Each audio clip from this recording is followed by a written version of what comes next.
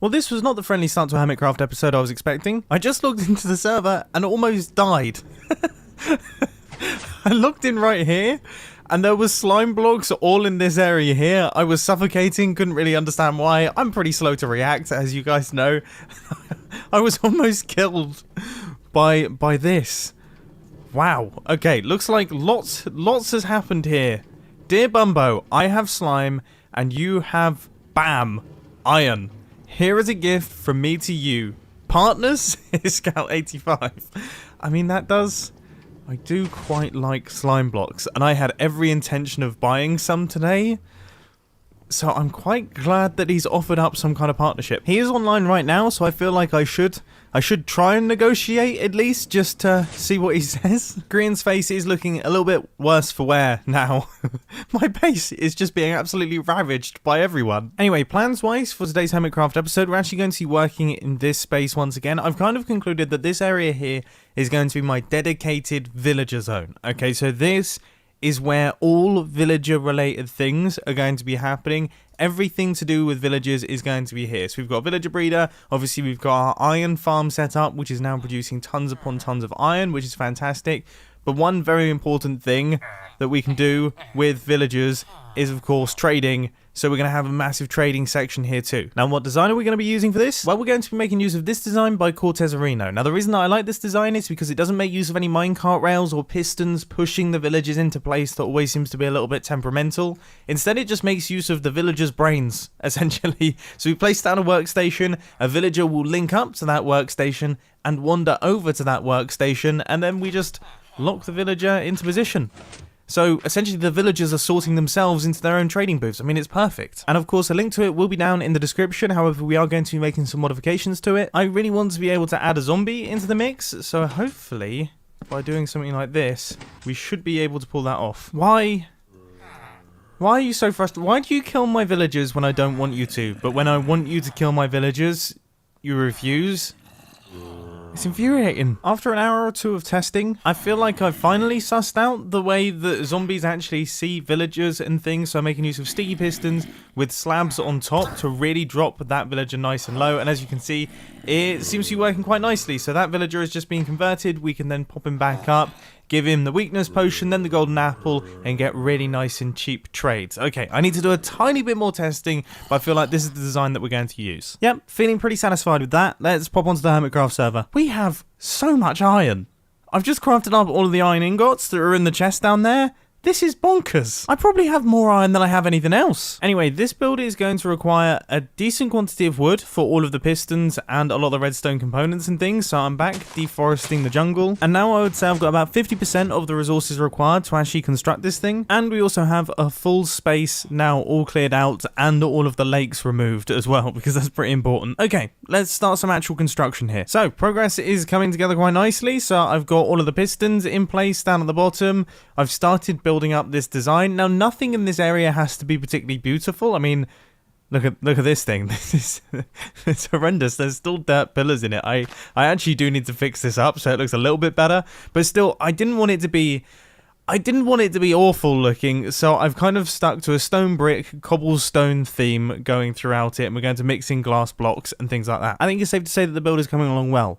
Now it's time to do something daft. So here we are in the hobbit hole that's behind my hobbit hole. And the reason that we're over here is because I want to send a message. Green is actually currently online. I'm assuming he's over in his base. So I just want to give him this. Give it a nudge. And off it goes. I love this system. Now, since writing out that message, I've been stood up in a tree, waiting for this very moment. You see, I knew that if all I would have to do is give Green some coordinates and then some buttons to press, he wouldn't be able to help himself. I really hope he can't see me right now. I mean, he seems to be looking around. Okay, he's placed the sapling in the item frame. This is not exactly what I expected. He needs to eat the cookie. And he needs to set fire to that block. Okay, so he's rung the bell. He's done stage 1 of the initiation. This is fantastic news. He's eating the cookie. All right, so Hey! He's initiated. We've got Green in Hermit Challenges. He doesn't know what's going on. Mumbo, can you please explain? Hermit Challenges initiation. Congratulations, dude. You're in. Hermit Challenges initiation. You did it. Nicely In done. what? No, you're in. In what? You're in. You initiated. Perfect. That was a flawless initiation. You hit the bell.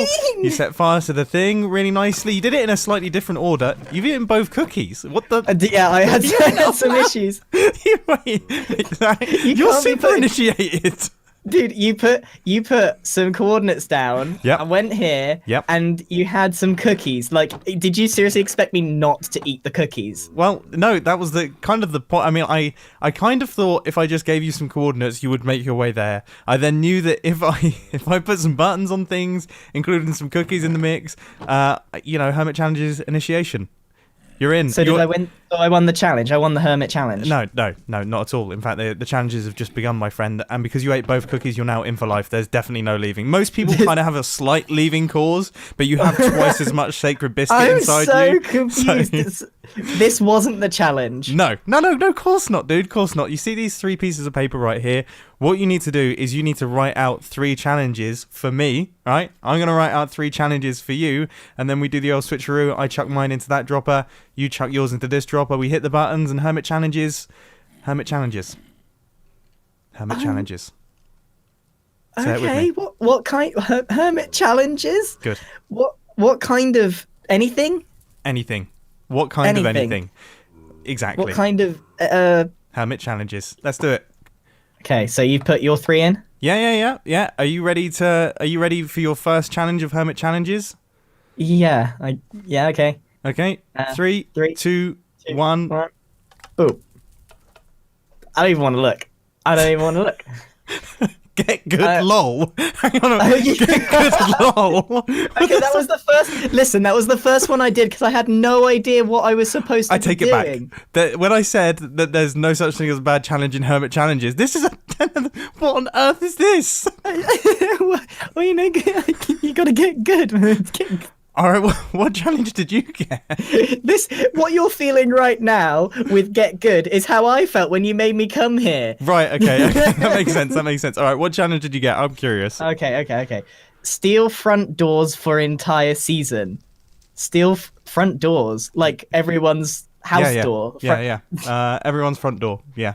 Like, you have to for the whole season. No. The whole season? Yeah, the whole season, dude. Nobody's allowed a front door. You have to be the one that takes all their front doors. I mean, that wasn't the challenge. Out of all the challenges that I put into the dropper, that might have been the most extreme one. But you know what? I'm quite glad that you got it. You are joking. I don't know if I can do this. What happens if I don't do this? Can I just leave? Can I just not do this? Okay, fine. If you don't want to do it, all right, then what you really don't want to do is this. What did you do? Did you just burn it? Yeah. So I can forfeit it by throwing it in the fire. No. I said, if you don't want to do it, what you really don't want to do is this. I threw it in saying I've accepted the challenge. Did you not listen? Did you not hear anything that I just said, dude? You threw it into the fire. You've now got to remove doors for the whole season, dude. This is such nonsense. Fantastic. Well, I look forward to seeing. Well, actually, I've got a front door, so if anything, I'm a little bit upset that I really like my front door, but I feel it's going to go missing at some point in the near future and can never come back, which is a real shame. Wait. I've got one question. Okay, yeah. Do I do this? Does everyone know, or do I keep this a secret?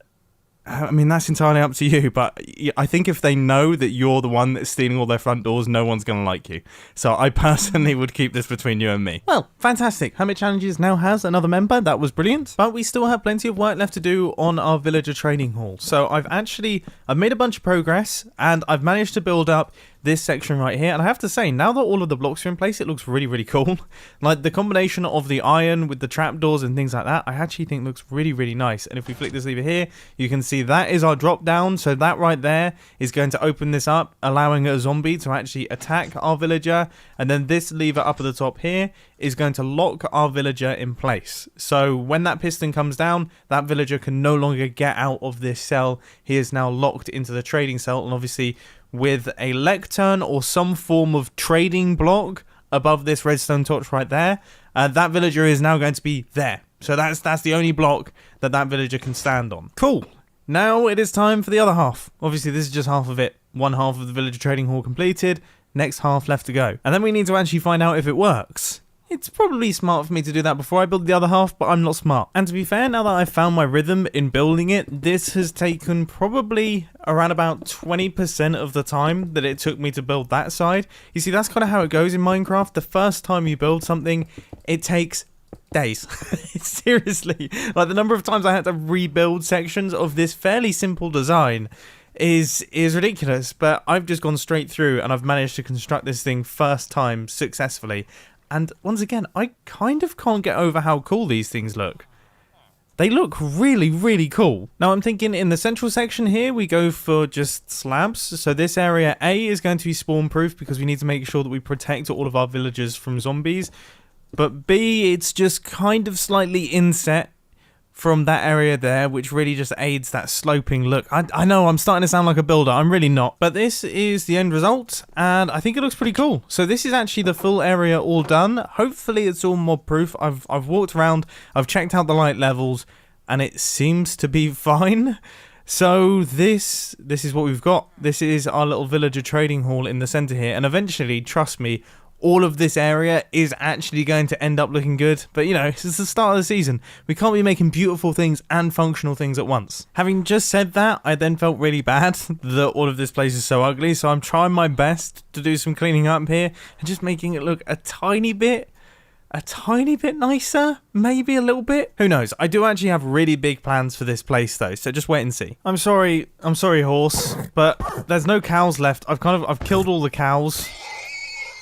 Oh, you didn't even drop any leather, but you made that horrible noise. You see, I need lecterns. there's no lecterns anywhere. Well, there's no bookshelves anywhere.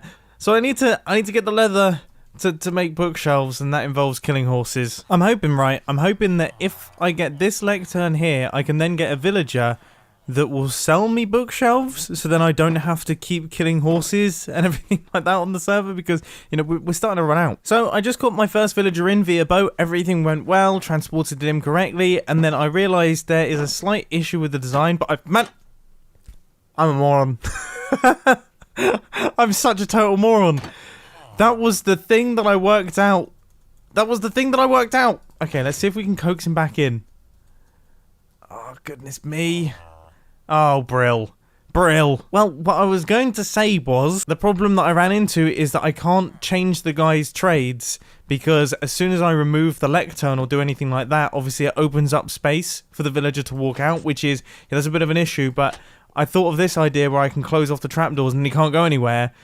But to demonstrate that, I opened the trapdoors and our villager wandered off, because, as I say, I'm a moron. Go on, son, get in there.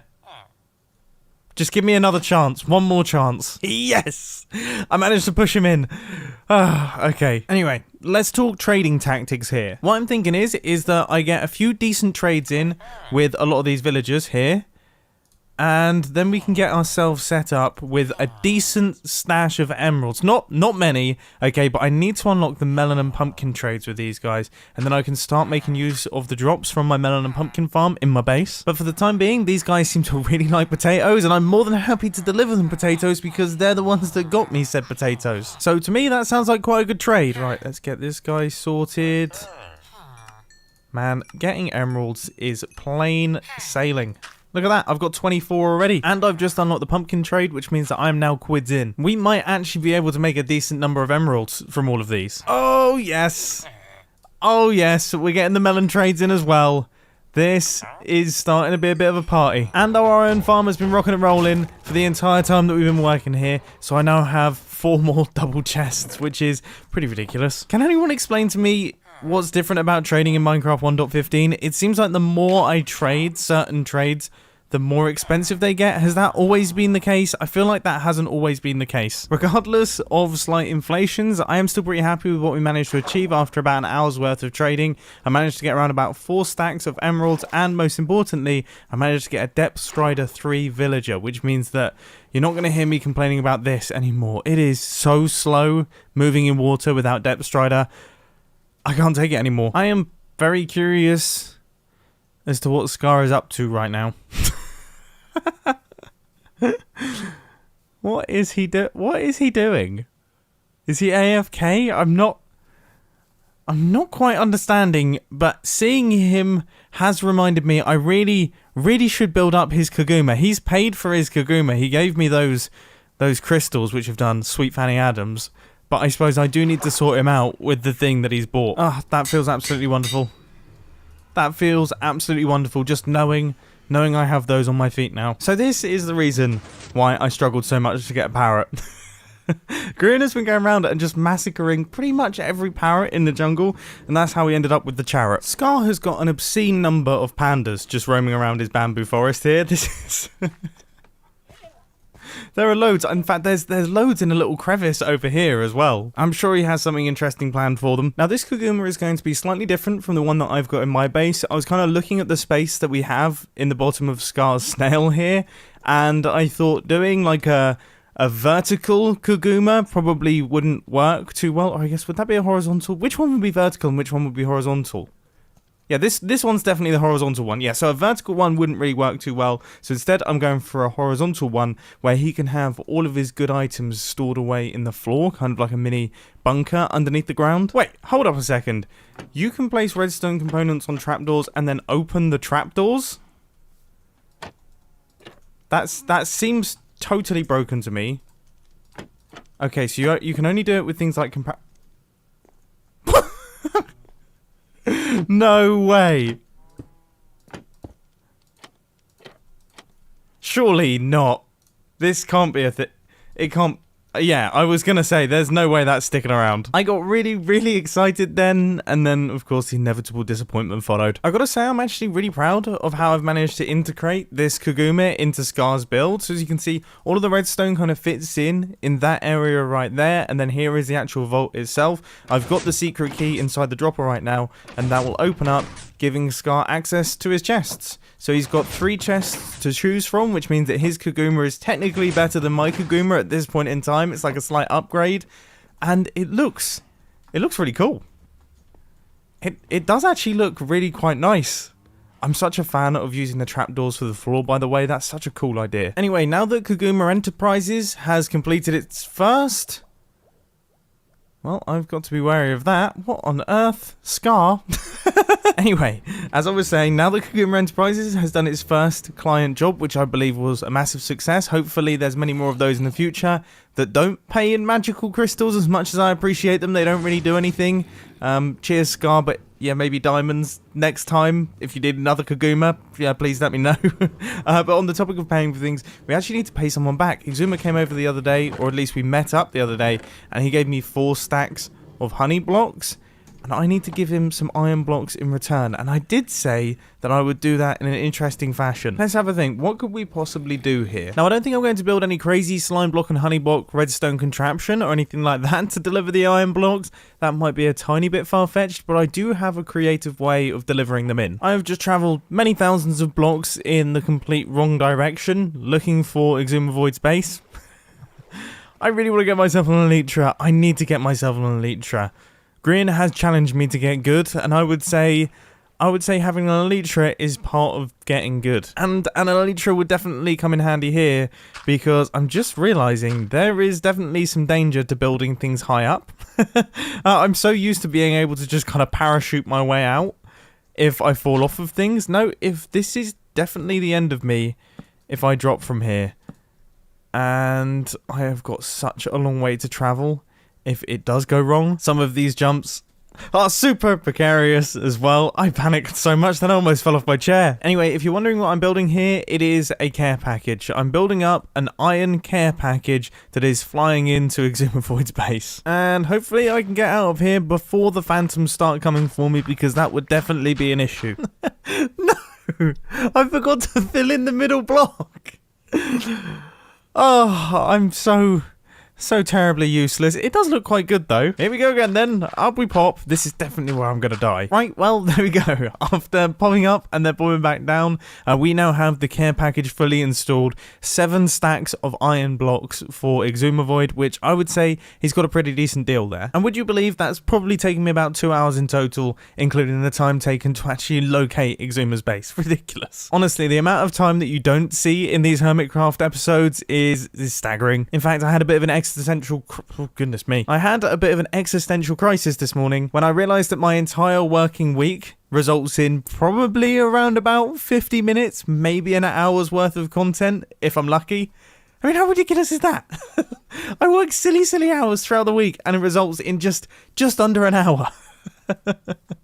Goodness. Sometimes I do wish that I could be one of those YouTubers that records like 15, 20 videos per day. They're just like, I mean, but then also, I kind of don't, to be honest with you. Anyway, I really do hope that you've enjoyed this episode on the Hermitcraft server. It's been a lot of fun.